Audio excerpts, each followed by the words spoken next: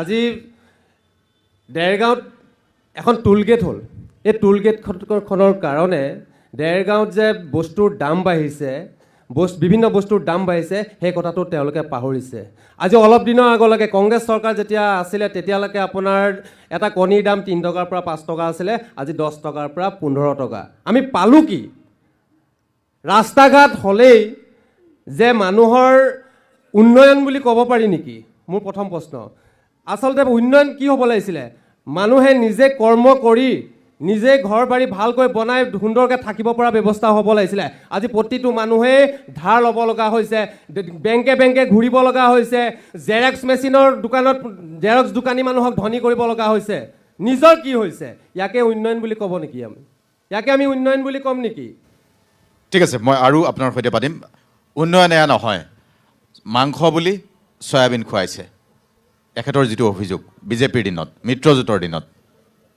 প্ৰথমতে মই DYTC ধন্যবাদ জনাইছোঁ আৰু বিশেষকৈ কুমুদ দাস ডাঙৰীয়াক ধন্যবাদ জনাইছোঁ যে তেখেতে আমি দেখোঁ ছ'চিয়েল মিডিয়াত ফেচবুকৰ জৰিয়তে যে গীতাৰ সুন্দৰ ভাঙনি তেখেতক আমাক আপ্লুত কৰে।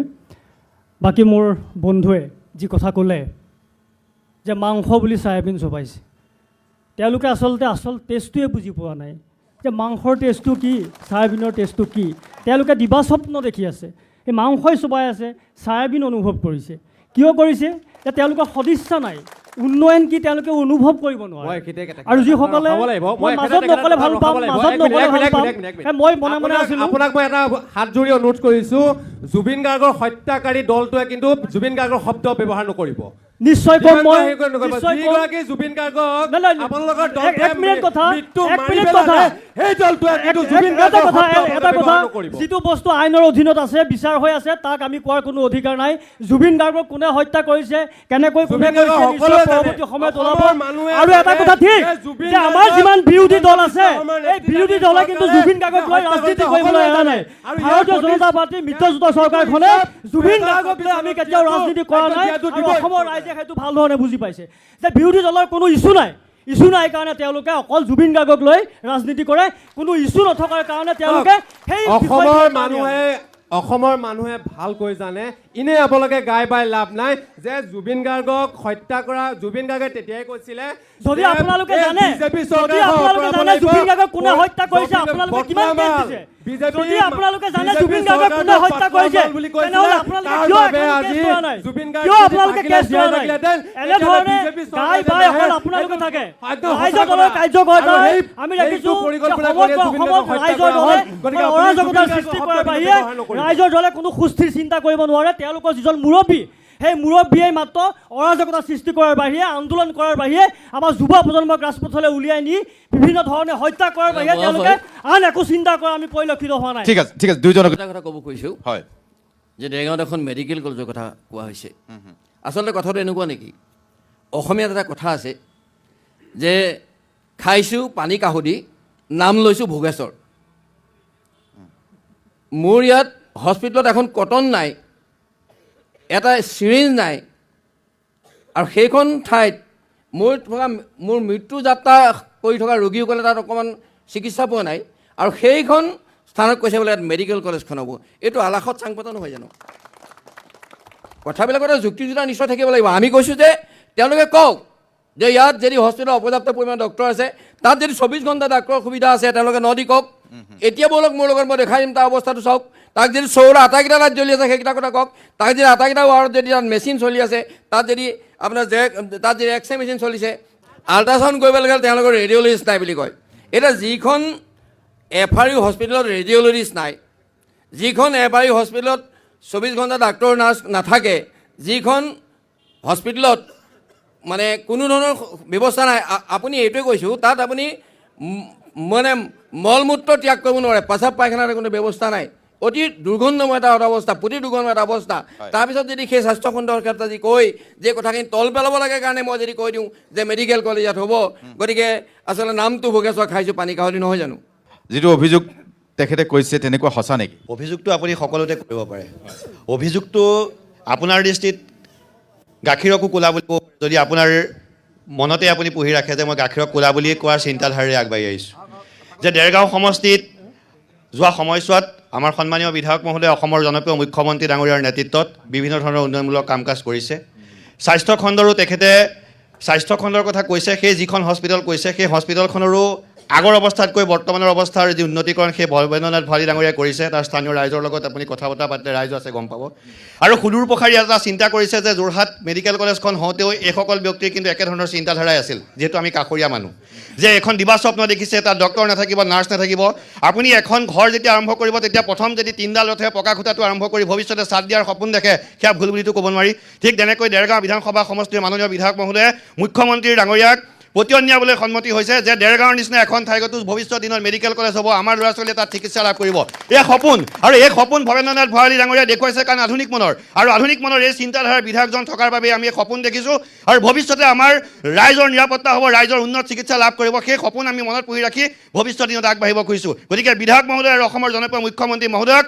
আজি এই আমাৰ ধৰমশালাৰ বাকৰিৰ পৰা পুনৰবাৰ আন্তৰিক ধন্যবাদ আৰু কৃতজ্ঞতা জ্ঞাপন কৰিছোঁ ধন্যবাদ জনাইছোঁ আচলতে এই ধৰণৰ কথা মই মহিলাসকলৰ মন্তব্য লোৱাই নাই আপোনালোকে কি দেখিছে আপোনালোকৰ কোনোবা এগৰাকীয়ে কওক যিহেতু আমি একদম ওচৰতে চাব লাগিব আজি আমাৰ একদম ওচৰতে পুলিচ ট্ৰেইনিং কলেজখন যিখন হ'ল লাচিত বৰফুকন সেইখন হয়তো মাননীয় মুখ্যমন্ত্ৰী ডাঙৰীয়াৰ প্ৰচেষ্টা আৰু আমাৰ বিধায়ক মহোদয়ৰ প্ৰচেষ্টাতে আমাৰ এইখন আমি পাইছোঁ বুলি সগৌৰৱেৰে ক'ব পাৰোঁ ঠিক আছে ধন্যবাদ জনাইছোঁ কংগ্ৰেছৰ হৈ সাগৰিকা আছে সাগৰিকা কি কয় দেৰগাঁৱৰ পৰিৱেশ পৰিস্থিতি সন্দৰ্ভত প্ৰথমে এটা কথা ক'ব বিচাৰোঁ যে আৰম্ভণিৰ পৰাই শুনি আছোঁ দেৰগাঁৱৰ উন্নয়ন হৈছে আৰু আমিও দেৰগাঁও বিধানসভা সমষ্টিৰ 22টা পঞ্চায়তলৈকে গৈছোঁ ৰাইজৰ মনৰ দুখ আৰু ৰাইজে কি ধৰণে বসবাস কৰে এয়া দেখিছোঁ মই দুখনমান ছবি দাঙি ধৰিব বিচাৰিম কাৰণ যদি আমি তথ্যগতভাৱে কথাসমূহ নকওঁ ইয়াত ৰাস্তা ঘাটৰ বহুত উন্নয়ন বুলি কোৱা হৈছে এইখন হ'ল দেৰগাঁও বিধানসভা সমষ্টিৰ উত্তৰ পশ্চিম কাকডোঙা গাঁও পঞ্চায়তৰ অন্তৰ্গত এইটো ৰাস্তা চাওক আজিৰ সময়তো একাঠু পৰ্যন্ত পানী হয় এই দেৰগাঁও বিধানসভা সমষ্টিৰ ভিতৰৰ উত্তৰ পশ্চিম কাকডোঙা গাঁও পঞ্চায়তত ঠিক একেদৰে আন এখন ছবি এয়া দেৰগাঁও বৰ্তমানৰ দেৰগাঁও বিধানসভা সমষ্টিৰ উত্তৰ দক্ষিণ হেঙেৰা পঞ্চায়ত আৰু পূৰ্বৰ খুমটাই বিধানসভা সমষ্টিৰ আছিলে এই ঠাই ইয়াত ফলক লাগি আছে বিধায়ক মৃণাল শইকীয়াৰ আৰু ৰাস্তাটোৰ অৱস্থা চাওক মানে দেৰগাঁও বিধানসভা সমষ্টিত আটাইতকৈ যদি ডাঙৰ সমস্যা মই মোৰ দৃষ্টিৰে এগৰাকী দেৰগঞা হিচাপে মই প্ৰত্যক্ষ কৰিছোঁ দেৰগাঁও সমষ্টিৰ ৰাস্তা ঘাট একেবাৰে অনুন্নত আৰু উন্নয়নটো পিছৰে কথা দেৰগাঁও সমষ্টিত বৰ্তমান এনে এজন বিধায়ক আছে যিজনে উন্নয়ন কৰাটো দূৰৰে কথা বিধানসভাৰ মজিয়াত দেৰগাঁওবাসীৰ সমস্যাসমূহ দেৰগাঁওবাসীৰ মনৰ কথাসমূহ বিধানসভাৰ মজিয়াত দাঙি ধৰিবলৈ সক্ষম হোৱা নাই আৰু আটাইতকৈ পৰিতাপৰ কথা কি জানেনে আটাইতকৈ পৰিতাপৰ কথা এয়াই যে এই দেৰগাঁৱত বিভিন্ন সমস্যাৰে জৰ্জৰিত আপোনালোকে দেখিব যে বানপানী গৰাখহনীয়াই বিধ্বস্ত কৰা অঞ্চল আছে তাতো যথেষ্টখিনি সমস্যা আছে আপোনালোকে দেখিব দেৰগাঁৱৰ কৃষকসকলৰ সমস্যা আছে দেৰগাঁৱৰ মহিলাসকলৰ সমস্যা আছে কিন্তু কেৱল উন্নয়নৰ ঢাক ঢোল বজাই আছে আৰু আমি অকল বিধায়কজনক জগৰীয়া কৰিলে নহ'ব কুমুদ্দা দেৰগাঁওবাসীয়ে যে উন্নয়নৰ মুখ দেখা নাই তাৰ বাবে অগপৰ বিধায়কজন যিমান জগৰীয়া সিমানেই শাসকীয় বিজেপিও জগৰীয়া আৰু এই দেৰগাঁও বিধানসভা সমষ্টিৰ যিসমূহ অঞ্চল তাৰ ভিতৰত বিজেপি দলে শাসন কৰি থকা খুমটাই গোলাঘাটৰ পৰাও যথেষ্টখিনি অংশ আহিছে গতিকে আমি সামগ্ৰিকভাৱে দেৰগাঁৱৰ পৰিস্থিতিটো চাবলৈ গ'লে আমি এই চৰকাৰখনক জগৰীয়া কৰিম এজিপি বিজেপিৰ মিত্ৰজোঁটৰ চৰকাৰ দেৰগাঁও উন্নয়নৰ ক্ষেত্ৰত পিছ পৰি যোৱাৰ বাবে সকলোতে অনুন্নত দেৰগাঁও ৰাস্তা ঘাটেই চাওক স্বাস্থ্য খণ্ডতেই চাওক ৰাইজৰ সমস্যাৰ ক্ষেত্ৰতেই চাওক ডাঙৰ ডাঙৰ পানী যোগান আঁচনি পাতিছে কিন্তু ৰাইজে পানী পোৱা নাই কেইবাটাও অভিযোগ বিজেপি মিত্ৰজোঁটৰ বিৰুদ্ধে অসম গণ পৰিষদৰ দেৰগাঁও সমষ্টি কমিটিৰ আমাৰ বিষয়ববীয়াগৰাকী উপস্থিত আছে মই আপোনাৰ পৰাই ল'ব খুজিছোঁ কেইবাটাও অভিযোগ আনিছে দেৰগাঁওবাসীৰ মনৰ আশা প্ৰতিফলিত কৰিব পৰা নাই মই কাকডোঙাৰ এজন যুৱক মই বেলেগ কথা নকওঁ কাকডোঙাত কি হৈ আছে বৰ্তমান চলি আছে মই সেইটোকে কওঁ প্ৰথম কথা উত্তৰ পশ্চিম কাকডোঙাত এখন মডেল কলেজ হৈ আছে এখন 35 কোটি টকাৰে নিৰ্মাণ হৈ আছে দ্বিতীয় কথা কাকডোঙাত এটা পাৱাৰ মানে চেণ্টাৰ 15 কোটি টকাৰে নিৰ্মাণ হৈ আছে এতিয়া কাম আৰম্ভ হৈছে কাকডোঙা নদীখনৰ দুই পাৰে 9.5 কোটি টকাৰ দুটা মাথাউৰি ইতিমধ্যে নিৰ্মাণৰ কাম হৈ আছে তাৰোপৰি 2023-24 24-25 চনত 128 কিলোমিটাৰ ৰাস্তা 171 কোটি টকাৰে নিৰ্মাণ হৈ আছে আৰু 2025-26 80 কিলোমিটাৰ ৰাস্তা 27 কোটি টকাৰে ইতিমধ্যে নিবিদা হৈ গৈছে কাম আৰম্ভ হৈছে তাৰোপৰিও গোটেই সমষ্টিটোত আমি যথেষ্টখিনি উন্নয়নমূলক কাম কৰিবৰ কাৰণে সক্ষম হৈছোঁ। ইতিমধ্যে আপোনালোকৰ আমাৰ কংগ্ৰেছৰ এগৰাকী বিষয়ববীয়ে স্বীকাৰ কৰি গৈছে ৰাস্তা পদূলি যথেষ্ট উন্নতি হৈছে। তাৰোপৰি আপোনাৰ লাচিত বৰফুকন একাডেমীৰ কথা ইতিমধ্যে কৈ গৈছে। তাৰোপৰি চাওক শিক্ষাৰ ক্ষেত্ৰত আমাৰ DKD কলেজখন আছে, গতিকে DKD কলেজ বুলিলে আমাৰ সকলোৰে এটা গৌৰৱ দেৰগাঁৱৰ। গতিকে মই ভাবোঁ দেৰগাঁৱৰ ভৱেন্দ্ৰনাথ ভঁৰালী ডাঙৰীয়াৰ আমাৰ ডক্টৰ হিমন্ত বিশ্ব শৰ্মা ডাঙৰীয়াৰ নেতৃত্বত দেৰগাঁৱৰ সমষ্টি যথেষ্ট উন্নতি হৈছে। হয়, কোনো বিধায়কে 100% কাম সম্পূৰ্ণ কৰিব নোৱাৰে। আমি সহযোগ কৰিব লাগিব, চৰকাৰখনক সহযোগ কৰিব লাগিব, বিধায়কগৰাকীক সহযোগ কৰিব লাগিব। আমি তেতিয়াহে আগবাঢ়ি যাব পাৰিম। অভিযোগটো থাকে, অভিযোগ প্ৰতি অভিযোগ থাকিব, সেইটো বুলি এইটো নহয় কাম নোহোৱাকৈ থকা নহয়। মই এটা কথা কৈছোঁ, বিধায়কগৰাকী কিন্তু প্ৰচাৰ বিমুখ, তেখেতে বৰ প্ৰচাৰ ছ'চিয়েল মিডিয়া বা তেখেতে এইবিলাকত বৰ বিশেষকৈ প্ৰচাৰ কৰি নাথাকে। তাৰোপৰিও আৰু বহুত আছে। ঠিক আছে, ঠিক আছে, কেইবাটাও বিষয় উত্থাপন কৰিছে। মই আপোনাৰ পৰা কিবা ক'ব? এই ধৰণৰ উন্নয়নৰ কথা কৈছে, বহুতখিনি হৈছে, গোটেইখিনি কৰিব পৰা নাই কিন্তু বহুখিনি হৈছে। চিধাকৈ ক'লে হ'ল আৰু 5 বছৰ আমাক দিয়ক না, আমি আৰু কৰিম। ধন্যবাদ, আপোনাক ধন্যবাদ আৰে জনাইছোঁ। 10 বছৰ দিলে, 10 বছৰ এইটো কওক যে আমি এইটো কৰি দেখালো। দেখুৱা, আৰে আমি কৰিছোঁ কৰি কাৰণে আছো, বিচাৰিছোঁ, কৰি আৰু আছো, কৰিছোঁ কৰি কাৰণে আছো। বিচাৰিছোঁ। দিয়ক, আৰে আৰু 5 আপোনালোকে বছৰ দিয়ক, লাগে, নকয় আপোনালোকে কিয়? আহ্বান জনাওক, নাই, আপোনালোকে নাই, আহ্বান 5 জনাওক, বছৰ লাগে, সেইটো কওক। আৰু হ'ব, আমি আপোনালোকে এইটো আহ্বান কৰি জনাওক। আছো, আমি আকৌ এইটো দিয়ক, কৰি আছো, আমি এইটো আপুনি কৰি এইটো আছো। ক'লে যে আৰু 5 বছৰ আকৌ আমাক দিব। চিধা হৈ যায়। আপোনাৰ 10 কথা বছৰ স্পষ্ট দিলো। হৈছে, আপোনাৰ 10 কথা বছৰ স্পষ্ট ডেগাও হৈছে, দিলে, আপুনি আৰু 10 5 বছৰ বছৰ নিমখ দিব। হৈ থাকিলে, আৰু আপুনি 5 5 বছৰ লাগে বছৰ বোলে, দিব এতিয়া আৰু বুলি কৰি ক'লে। আছো। ঠিক আছে। আৰু সামনে 5 আৰু 5 বছৰ বছৰ দিব হ'ব, বুলি ক'লে। আকৌ ইয়াত ধন্যবাদ আমাৰ জনাইছোঁ, ডিবেট বহুত পাতিব, বহুত তেতিয়া ধন্যবাদ। ক'ব যে আৰু 5 বছৰ দিবলৈ আপুনি অনুৰোধ জনালে, দুয়োজনকে আমি ধন্যবাদ 5 জনাইছোঁ, বছৰ দিব দুয়োজনকে লাগিব। ধন্যবাদ জনাইছোঁ। হয়, নমস্কাৰ। অনুসূচিত জাতিৰ অন্তৰ্ভুক্ত অসমীয়া ভূমিপুত্ৰ কৈৱৰ্ত স্বায়ত্তশাসন দাবী সমিতিৰ কেন্দ্ৰীয় সমিতিৰ সাধাৰণ সম্পাদক মই নিজে। মই এটা কথা আপোনালোকৰ চেনেলেদি অনুৰোধ জনাব বিচাৰিছোঁ, এই যে আমি অট'নমাছটো বিচাৰি আছোঁ, কৈৱৰ্ত সমাজক অনুৰোধ জনাব বিচাৰিছোঁ, এতিয়া ইলেকশ্যনৰ সময়ত প্ৰাৰ্থীবিলাক আপোনালোকৰ ঘৰলৈ যাব, তেতিয়া ক'ব আপোনালোকক ভোট দিম যদি আমাৰ সমস্যাটো বিধানসভালৈ কঢ়িয়াই নিব পাৰে, অসমীয়া ভূমিপুত্ৰৰ কৈৱৰ্তসকলৰ অট'নমাছটো। এইটো প্ৰথম কথা, এইটো মোৰ অনুৰোধ অসমৰ ৰাইজক। দ্বিতীয় কথাটো হ'ল, মই যিযোৰ চশমা পিন্ধি আছোঁ অলপ কাম মানে দেখা চশমা, বগা ক'লা চলা কালাৰ চশমা পিন্ধা নাই। সঁচাটো ক'ম, যিহেতু মই এজন সমাজকৰ্মী, কিছু কৰিবলৈ বাকী আছে আৰু কিছু হ'ব। মূল সমস্যাটো হ'ল সকলোকে দেৰগাঁৱত কুলি চৰাইৰ দৰে MLA হ'বলৈ লাগে, ইও এটা ডাঙৰ সমস্যা। কিন্তু সেইকাৰণে মই ভাবিছোঁ যে সমস্যাটো এদিন গৈ এটা জেগাত সমস্যাটো অনুভৱ কৰা বস্তু নহয়।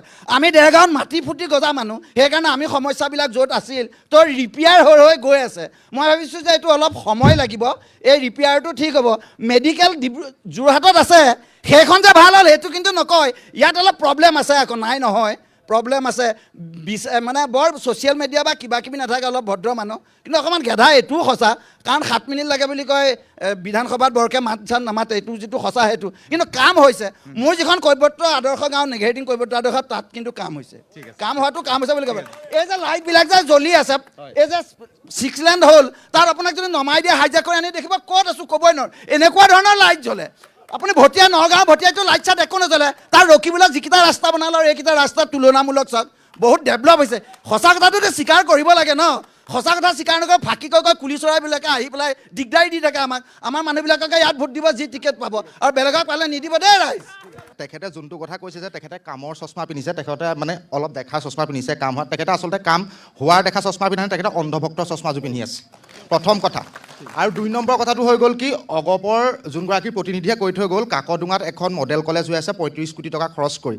সংবাদ মাধ্যমত বাতৰি প্ৰচাৰ হৈছিল, তাত আপোনাৰ ফাউণ্ডেশ্যন হোৱাই নাই, চবকে ৰাইজ। আপোনালোকে গৈ লৈ পেলাই এবাৰ চাই আহক, আমি নিজে গৈ চাইছোঁ। দ্বিতীয় কথা। আৰু 3 নম্বৰ কথাটো হৈ গ'ল, চবেই কৈ আছে যে দেৰগাঁও সমষ্টিত উন্নয়ন হৈছে।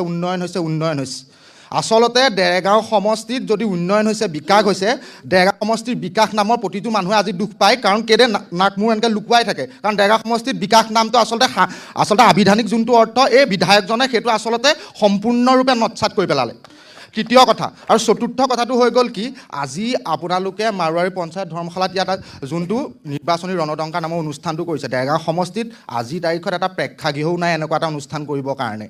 গতিকে যদি তাকে প্ৰেক্ষাগৃহ থাকিলেহেঁতেন উন্নয়ন কিমান হৈছে আপোনালোকে তাতে বুজি পাওক। ধন্যবাদ। ঠিক আছে, ধন্যবাদ জনাইছোঁ। 126টা সমষ্টি, 126জন বিধায়ক।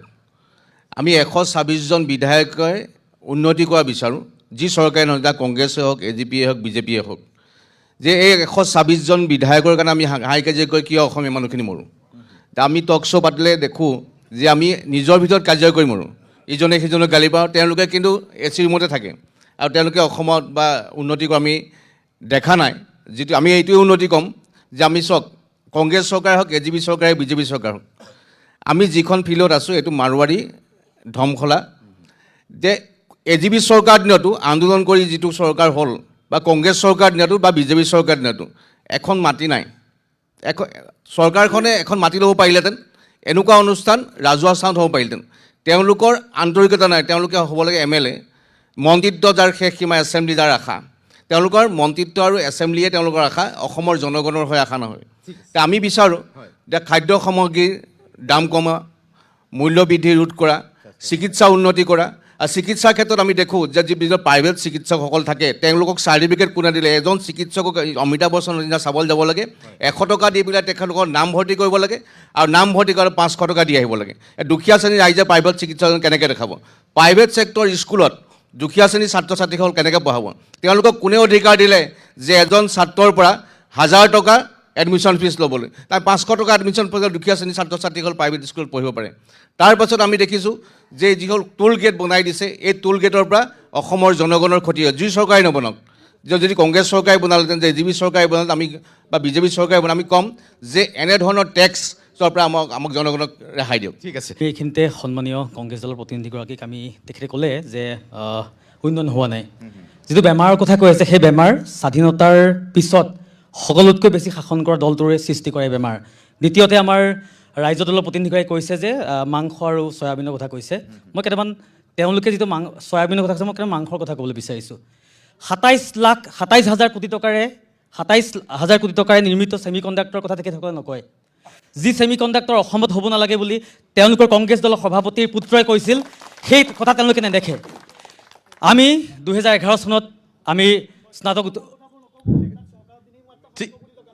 কি কৈছে যিটো ছেমি কণ্ডাক্টৰ তেখেতে কথা কৈছে তেখেতৰ হয়তো ইমান কোনো জ্ঞান নাই যে কেৱল মাত্ৰ চৰকাৰৰ ইনভেষ্টমেণ্ট তাতে 700 কোটি টকা আৰু তাতে ইমান ঢাকঢোল বজাই থাকিব কথা নাই ইয়াত ছেমি কণ্ডাক্টৰ শুনক ইয়াতে ছেমি কণ্ডাক্টৰত কোনো ডিভাইচ ডেভেলপমেণ্ট নহয় এছেম্বল হ'ব ছেমি কণ্ডাক্টৰ এইটো মেকিং ইনফ্ৰাষ্ট্ৰাকচাৰ নহয় এইটো মাত্ৰ কম্বাইন আৰু তেওঁলোকে কৰা আৰু দ্বিতীয় কথা ৰ'ব অলপ দেৰি আগত চিঞৰ বাখৰ নকৰিব অলপ দেৰি আগতে যিজন গণপৰিষদৰ বিষয়াই কৈ আছিলে মই অলপ দেৰিৰ কাৰণে এনেকুৱা লাগিলে যে কাকডোঙা এটা সৰু উন্নয়ন খণ্ড সেই উন্নয়ন খণ্ডটোৰ বাজেট যিমান শুনি আছিলোঁ মই এটাত 35 কোটি এটাত 9 কোটি এটাত 15 কোটি প্ৰায় 150 কোটিমান টকাৰ কাম অগপৰ বিধায়কজনে তেওঁলোকে কাকডোঙা ব্লকত কৰি আছে কিন্তু মই এনেকুৱা লাগিল যে ক'ৰবাত জাপানৰ পৰিকল্পনা কিবা আহি পেলাই আমাৰ অসমত আহি পেলাই কাকডোঙাত কৰি দিলে নেকি সেইটো দ্বিতীয় কথা আৰু তাৰ পাছত তেওঁলোকে যে কৈ আছে শিক্ষা খণ্ডৰ কথা উন্নয়নৰ কথা তেওঁলোকে ইয়াত কেনেকুৱা কোনখন কলেজ আছে যে যিখন কথাৰ ক্ৰেডিট আপোনাৰ অসম চৰকাৰক দিব পাৰিব ডিকেডি কলেজৰ যিটো বিষয় অলপ দেৰি আগতে কৈছে ডিকেডি বিষয়টো হৈ গ'ল যে সম্পূৰ্ণ অট'নমাছ এটা বিষয় সেই বিষয়টো UGC তলৰ পৰা গৈ পেলাই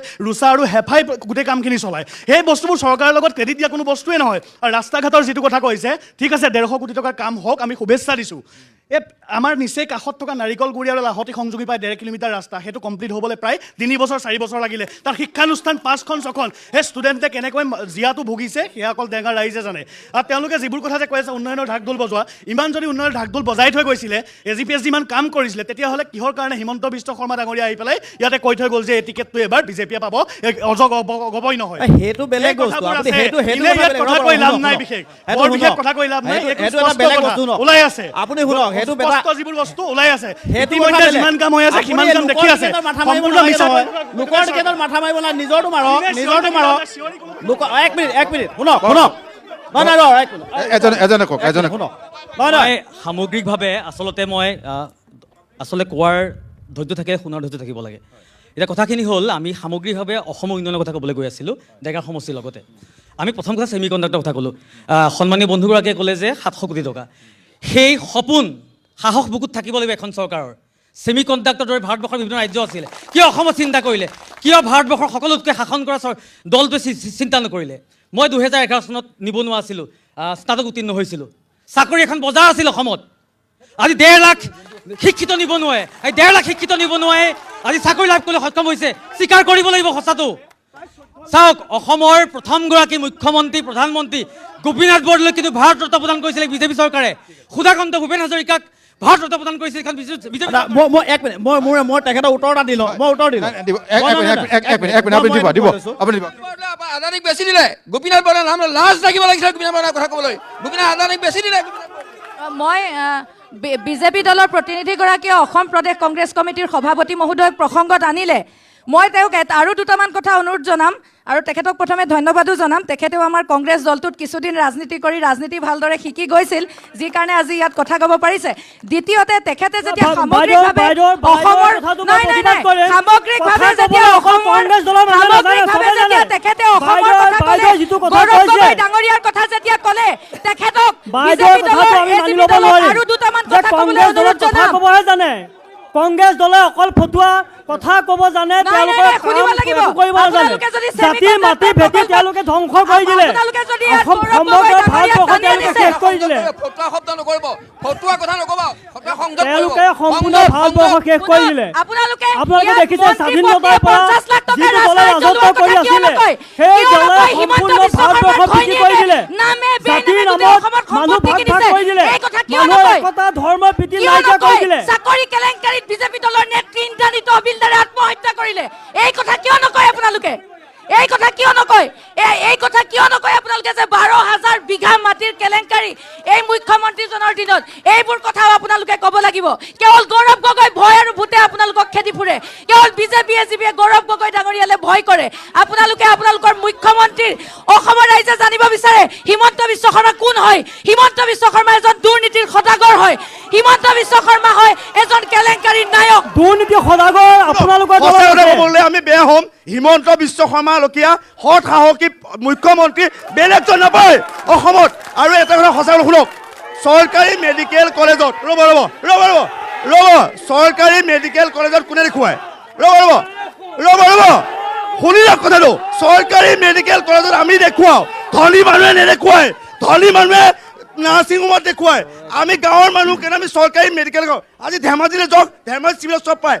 আগৰ যিকেইজন জ্যেষ্ঠ ব্যক্তিয়ে কৈছিলে বোলে ধেমাজি চিভিলত একো নাপায়। মোৰ চিষ্টিকাৰ, মই পূব ব্ৰহ্মপুত্ৰ হয়, মোৰ ব্ৰহ্মপুত্ৰত তেখেত আটাইতকৈ দক্ষ এইটো কথাত যে মানৱেন্দ্ৰ শৰ্মা হত্যাকাণ্ডৰ তেওঁ থকা বিষয়, আলফাৰ নামত ধন দাবী কৰি পেলাই পুলিচৰ মাৰ খোৱা মুখ্যমন্ত্ৰী, সাৰদা কেলেংকাৰী, লুইচ বাৰ্জাৰ কেলেংকাৰী নাম থকা মুখ্যমন্ত্ৰী। গতিকে তেখেতৰ সমান দক্ষ কেলেংকাৰী কৰা কোনো মানুহ অসমত হিমন্ত বিশ্ব শৰ্মা শ্ৰেষ্ঠ মুখ্যমন্ত্ৰী, শ্ৰেষ্ঠ মুখ্যমন্ত্ৰী। মই দিম। এখন ৰাজ্যত এজন চাউলৰ বেপাৰী আছিল যি 10 টকাত 1 কেজি চাউল বিক্ৰী কৰিছিল। তেওঁ ব্যৱসায় সুন্দৰকৈ চলি আছে, কাৰণ চাউলৰ দাম কম হোৱাৰ বাবে বহুত দূৰ দূৰৰ পৰা মানুহে আহি তেওঁৰ পৰা চাউল কিনে। হঠাৎ সেই ৰাজ্যৰ ৰজাই চাউলৰ ওপৰত টেক্স লগাই দিলে। চাউলৰ ওপৰত টেক্স লগাই দিয়াৰ পাছত বেপাৰীজনৰ ব্যৱসায় লোকচান হ'ল, কাৰণ 10 টকাত চাউল তেওঁ বিক্ৰী কৰিব নোৱাৰা হ'ল। সেই সিদ্ধান্ত ল'লে চাউলৰ দাম 15 টকা কৰিম। তেওঁ অনুমতি ল'বৰ বাবে মহাৰাজৰ ওচৰত গ'ল আৰু ক'লে, মহাৰাজ চাউলৰ দাম বঢ়াব লাগিব, 10 টকাত চাউল বিক্ৰী কৰিলে মোৰ লোকচান হৈছে, কাৰণ মই টেক্স দিব লগা হৈছে। সেই চাউলৰ দাম মই 15 টকা কৰি আছোঁ। মহাৰাজে অলপ সময় চিন্তা কৰিলে, চিন্তা কৰাৰ পাছত ক'লে, 15 টকা কিয়? চাউলৰ দাম 20 টকা কৰা, 20 টকা। বেপাৰীজন আনন্দিত হ'ল। বেপাৰীজনে ভাবিলে, মহাৰাজে মোৰ কথা ইমান ভাবিছে, আজিৰ পৰা মোৰ ব্যৱসায়ত বহুত লাভ হ'ব। আৰু সেয়ে তেওঁ পিছদিনাৰ পৰা চাউলৰ দাম 20 টকা কৰি পেলালে। চাউলৰ দাম 20 টকা হোৱাৰ পাছত সমগ্ৰ ৰাজ্যখনত হাহাকাৰ লাগিল। প্ৰজাগণে অসন্তুষ্টি প্ৰকাশ কৰিলে, বিভিন্নজন ৰাজপথত ওলাই আহিল, আন্দোলন কৰিলে আৰু দোকানৰ সন্মুখত বহি ক'লে, আমাৰ দাবী মানিবই লাগিব, চাউলৰ দাম কমাবই লাগিব। এই পৰিৱেশ হুলস্থুল পৰিৱেশৰ খবৰ পাই মহাৰাজ সেই জেগাত আহিল আৰু সমগ্ৰ ৰাইজৰ সন্মুখত ঘোষণা কৰিলে যে মই সদায় দুখীয়া ৰাইজৰ লগত আছোঁ। চাউলৰ দাম এনেকৈ বঢ়াটো কেতিয়াও গ্ৰহণযোগ্য নহয়। বেপাৰীজনক আদেশ দিলে যে চাউলৰ দাম আজি ৰাতিৰ ভিতৰতে 5 টকা কমাব লাগিব। বেপাৰীজনেও ৰাইজৰ সন্মুখত কথা দিলে, চাউলৰ দাম 5 টকা কমাই দিয়া হ'ব। সমগ্ৰ প্ৰজাগণে মহাৰাজ জিন্দাবাদ, মহাৰাজ জিন্দাবাদ, দুখীয়াৰ বন্ধু জিন্দাবাদ বুলি ধ্বনি দিলে আৰু সকলোৱে মহাৰাজৰ গুণ গৰিমা গালে।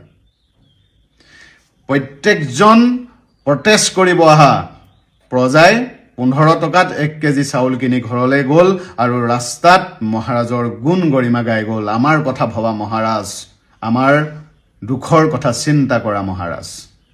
বেপাৰীজনেও আনন্দৰে পিছদিনাৰ পৰা 15 টকাত চাউল বিক্ৰী কৰিলে।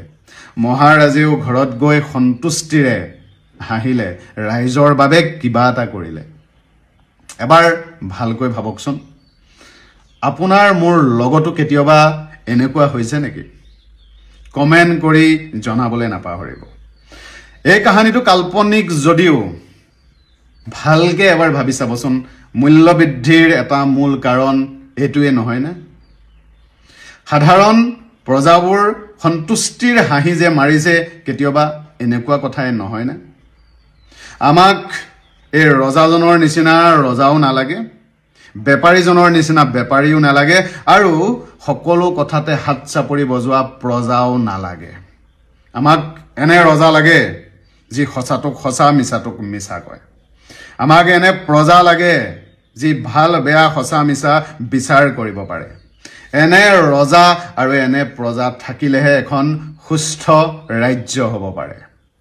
কমেণ্ট কৰি জনাবলৈ নাপাহৰিব ভিডিঅ'টোৰ লগত কিবা প্ৰাসংগিকতা আছেনে?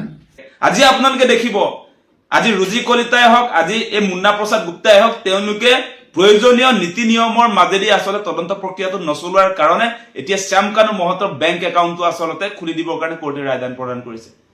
আজি যি নীতি নিয়মৰ মাজেদি এটা বেংক একাউণ্ট চিল কৰা হয়, সেই নীতি নিয়ম তেওঁলোকে নাজনা হৈ থাকিলে। গতিকে আপোনালোকে বিবেচনা কৰি চাওক যে এই SIT-য়ে আচলতে জুবিনদাৰ হত্যাকাৰীক ন্যায় দিব পাৰিব নে নাই, সেই কথাটো আপোনালোকে নিজে ভাবক। এতিয়া আমি এতিয়ালৈকে কৃষক মুক্তি সংগ্ৰাম সমিতিৰ তৰফৰ পৰা আমি 5খন সংবাদমেল আয়োজন কৰি কৈছো যে SIT-ৰ তদন্তৰ জৰিয়তে কোনো কাৰণতে আমাৰ হিয়াৰ আমঠু, আমাৰ অসমীয়া জাতিৰ প্ৰাণ জুবিনদাক আমি ন্যায় দিব নোৱাৰো, সেই কথা আমি কৈছিলো। বহুতে বাহবাহ দিছিলে SIT-ক যে 12,000 পৃষ্ঠাৰ চাৰ্জশ্বিট দাখিল কৰিছে যে হত্যাকাৰী অভিযুক্ত হাৰি যাব নোৱাৰিব। বহুতেতো বাহবাহ দিছে, বহুতেতো সমৰ্থন জনাইছিলে। আমি কি কৈছিলো যে মাল থাকিব লাগিব, যে আপোনাৰ চাৰ্জশ্বিটখন দীঘল হৈছে নে ছুটি হৈছে তাত কথা নাই, তাত কিন্তু আপোনাৰ তথ্য প্ৰমাণ থাকিব লাগিব, সেই কথা আমি উত্থাপন কৰিছো। গতিকে বহুতে কৈছিলে, আমাক বেয়াও পাইছিলে বহুতে, যে কি কাৰণে আচলতে SIT যি আচলতে নিয়াৰিকে কাম কাজবিলাক আগুৱাই লৈ গৈছে, তেওঁলোকৰ কামত কিয় বাধা দিছে, সেই কথা আমাক কৈছিলে।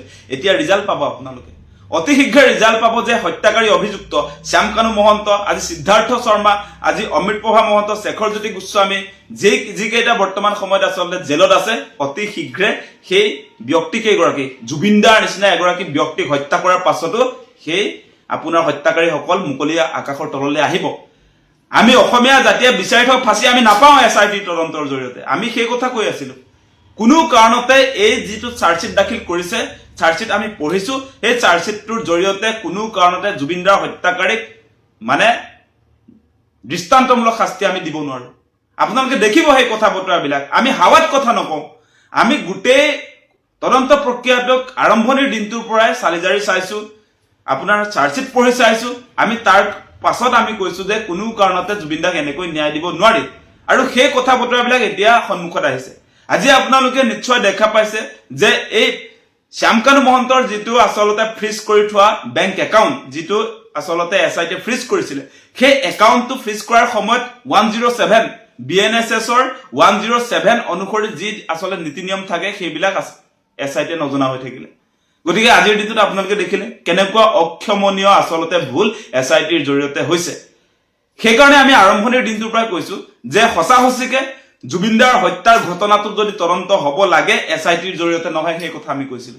যে প্ৰথম অৱস্থাতে যদি CBI-ক এই ঘটনাৰ আচলতে তদন্তৰ দায়িত্ব দিয়া হলে আজি এই বিসংগতি নাহিলহেঁতেন, আজি শ্যামকানু মহন্তৰ এই ফ্ৰিজ কৰি থোৱা বেংক একাউণ্ট খোল নাখালেহেঁতেন, আজি আপোনাৰ সেই যে হত্যাকাৰী আপোনাৰ সিদ্ধাৰ্থ শৰ্মা, সেই সিদ্ধাৰ্থ শৰ্মাৰ পানীৰ যিটো ফেক্টৰী আছিলে, সেই ফেক্টৰী আজি খুলিবৰ কাৰণে কিয় নিৰ্দেশ দিছে কোৰ্টে?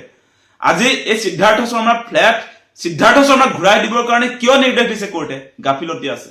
গাফিলতি নাথাকিলে কোনো কাৰণতে এই হত্যাকাৰী বিলাকৰ আচলতে যিবিলাক বস্তু ইতিমধ্যে সৃষ্টি কৰা হৈছিলে, সেইবিলাক কোনো কাৰণতে তেওঁলোকৰ পক্ষত কোৰ্টে ৰায়দান নিদিলেহেঁতেন।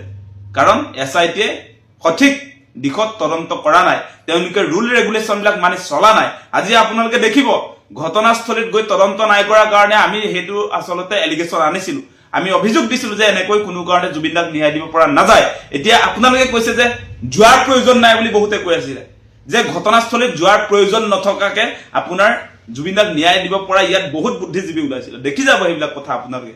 কোৰ্টত সেই কথা বতৰাবিলাক নীতিকে ব্লেকমেইল কৰিলে এটা জাতীয় মুভমেণ্টক কিছুমান মানুহে ব্লেকমেইল কৰি দবাই থৈ দিলে নহলে আজিৰ দিনটোত জুবিনদাৰ ন্যায় বিচাৰি সকলোৱে আচলতে এটা জনমত গঠন কৰি ৰাজপথলৈ আহিলেহেঁতেন বা ছ'চিয়েল মিডিয়া কেম্পেইনটোতো যি ধৰণে চলিছিলে সেইটো আৰু চলিলেহেঁতেন কিন্তু আমাৰ কিছুমান মানুহে SITক আস্থাত লৈছো মুখ্যমন্ত্ৰীক আস্থাত লৈছো বুলি কৈ গোটেই জাতীয় মুভমেণ্টটো বিপথে পৰিচালিত কৰিলে আৰু এই মুহূৰ্তত আমাৰ অসমীয়া জাতিৰ দুৰ্ভাগ্য এইটোৱেই যে মুখ্যমন্ত্ৰী হিমন্ত বিশ্ব শৰ্মাক বিশ্বাস কৰাটো এই SITক বিশ্বাস কৰাটোৱে আমাৰ আচলতে এই গোটেই অসমীয়া ৰাইজৰ জুবিনদাক ভাল পোৱা জুবিনদাৰ ন্যায় বিচৰা মানুহবিলাকৰ সেইটো আটাইতকৈ ডাঙৰ ভুল আপোনালোকে দেখিব এতিয়া আমি যিবিলাক কথা উত্থাপন কৰি আছিলো যে সেই তদন্তটো চলি থকা অৱস্থাত ক'লে যে SITৰ বোলে নিজৰ এক্টিয়াৰ আছে SITৰ নিজৰ কি এক্টিয়াৰ আছে যে হত্যাকাৰী কোন সেইটো বোলে তেওঁলোকে সিলেক্ট কৰিব আমি দেখিলো সন্মুখত যে এই হত্যাকাৰী য'ত জুবিনদাৰ হত্যা হ'ল সেই হত্যা হোৱা ঠাইত আমি দেখিলো আপোনাৰ ছিংগাপুৰৰ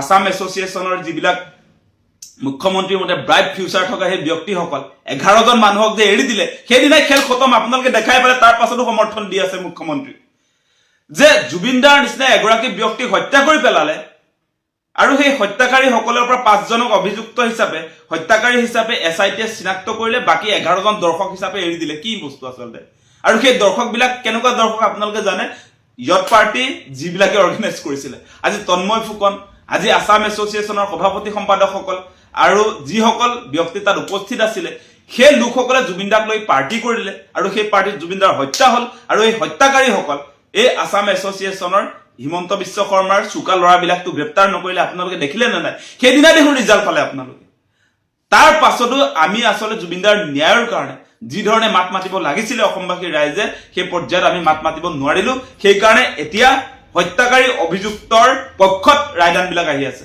এতিয়া মুখ্যমন্ত্ৰীয়ে যে কৈ দিলে আপোনাৰ এতিয়া যে মুখ্যমন্ত্ৰীয়ে কৈ দিলে যে ফাষ্ট ট্ৰেক আদালত দিলে আপোনালোকে দেখিব যে অতি শীঘ্ৰে এই হত্যাকাৰীসকল মুকলি আকাশৰ তললৈ আহিব মানে এটা কথা বিবেচনা কৰি চাওক ফাষ্ট ট্ৰেক আদালত মানে কি ফাষ্ট ট্ৰেক আদালত মানে হৈছে য'ত দৈনিক শুনানি হ'ব আৰু অতি শীঘ্ৰে আচলতে গোটেই গোচৰ প্ৰক্ৰিয়াটোৰ দৈনিক শুনানি হোৱাৰ ফলস্বৰূপে ৰায়দানটো অতি শীঘ্ৰে হ'ব আৰু আমি অসমবাসী ৰাইজে সেইটো বিচাৰি আছো যে বেলেগ কেছৰ নিচিনাকে বহুত এনেকুৱা গোচৰ থাকে যিবিলাক আচলতে বছৰ বছৰ ধৰি চলি থাকে জুবিনদাৰ ক্ষেত্ৰত আমি কৈছো যে খৰতকীয়া হ'ব লাগে শুনানিৰ প্ৰক্ৰিয়া অতি শীঘ্ৰে আচলতে জাজমেণ্ট আহিব লাগে তাৰ কাৰণে ফাষ্ট ট্ৰেক আদালতৰ কথা কৈছো আৰু সেই ক্ষেত্ৰত মুখ্যমন্ত্ৰীয়ে কি ক'লে সেইটো কিয় ক'লে সেই কথাটো আপোনালোকে বুজি ল'ব মুখ্যমন্ত্ৰীয়ে সেই ক্ষেত্ৰত ক'লে যে আচলতে বৰ্তমান সময়ত য'ত আচলতে গোচৰটো চলি আছে নিম্ন আদালত সেই নিম্ন আদালতৰ ফাষ্ট ট্ৰেক আদালত কৰিলে বোলে হত্যাকাৰীসকল মুকলি আকাশৰ তললৈ আহিব মানে আদালত দুই ধৰণৰ নেকি আদালতৰ কাৰণে আচলতে আপোনাৰ এই যি চাৰ্জশ্বিট আপোনালোকে দাখিল কৰিলে SITয়ে সেই SITৰ যেটো চাৰ্জশ্বিট এটো নিম্ন আদালতত বেলেগ হ'ব সেইটো আকৌ ফাষ্ট ট্ৰেক আদালতত বেলেগ হ'ব নেকি তাৰ যিবিলাক সেকশন লগাইছে যি ধৰণে হত্যাকাৰীসকলক আচলতে তাতটো আপোনাৰ ফাঁসি দিব পৰাকে যাৱজ্জীৱন কাৰাদণ্ড দিব পৰাকেতো বহুত আপোনালোকে বনাইছো বুলি কৈছিলে একদম ইতিহাস ৰচা 12000 পৃষ্ঠাৰ চাৰ্জশ্বিট আপোনালোকে বনোৱা বুলি ক'লে যদি আপোনাৰ তাত তথ্য প্ৰমাণ থাকে তেতিয়াহ'লে কিহৰ ভয় সেই কথাটো মুখ্যমন্ত্ৰী হিমন্ত বিশ্ব শৰ্মাক উত্থাপন কৰিছো কি কাৰণে আপুনি আচলতে এনেকুৱা ফটুৱা কথা কৈ অসমৰ ৰাইজক বিভ্ৰান্ত কৰি আছে গতিকে এটা কথা ঠিক যে জুবিনদা আচলতে আক্ৰোশৰ বলি হৈছে বিজেপি চৰকাৰৰ আক্ৰোশৰ বলি হ'ল আমাৰ হিয়াৰ আমঠু জুবিনদা গতিকে জুবিনদাক ন্যায় দিয়াৰ পক্ষত মুখ্যমন্ত্ৰী নাই সেই কথাটো আমি দেখিছো